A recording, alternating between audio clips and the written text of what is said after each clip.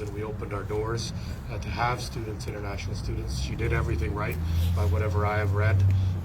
She educated herself here. Her parents supported her. She successfully now succeeded into the next phase of getting a work permit and working legally and rightfully, and was even starting to give back the funds that her parents had spent to have her get a great life and an education here. And somehow our society failed her, failed her family, and for that I offer my deepest condolences. This is irrespective of whether you're an international student or a Canadian student or anyone. Nobody has the right to take your life. Something very sad, something very deep and dark happened on that day. I hid, and the police will slowly and hopefully figure this out and find out what happened. But no words can overturn that pain that the parents must have gone through. I can say that we have to stop any stigmas we have between international students and our local students, as Annie has said and others have said, Dimple has said. They come here for a better future, and yes, some of them want to stay, maybe most of them want to stay. They have very legal means of doing it. They work hard, they struggle, it's not easy. As far as I think the biggest challenge they have is a lot of these students come from places where a lot of services are not offered. In Canada, we have those services. They get full medical and benefits in mental health. However, they're not aware of them.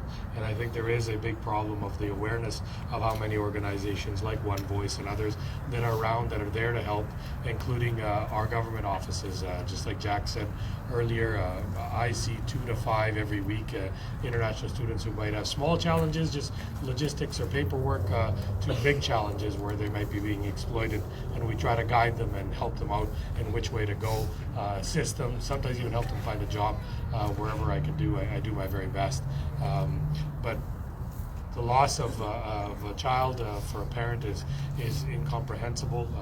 Loss of a daughter for our community is even bigger.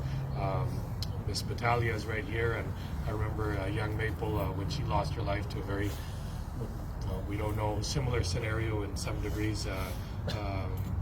But you can never bring that back. And yes, the wheels of justice can be slow, especially to us on the outside. But the police have to do their work in a very rigorous and very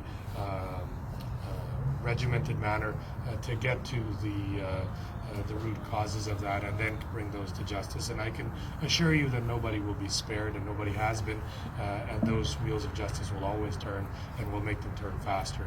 So again, my condolences, and I thank the family and some of the villagers that are here from Ms. Mataru's ancestral village where her parents came from. They're here to show their respects as well as everyone else.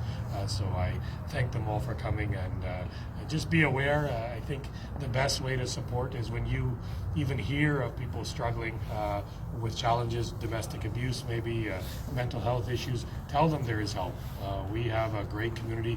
We have a very rich community, and Surrey, despite what people may say, probably has the most resources, whether you are the homeless, whether you go to a Gurdwara and for meals, whether you go for employment. We also have some of the best resources and the most support organizations that anyone can have in any city across this country.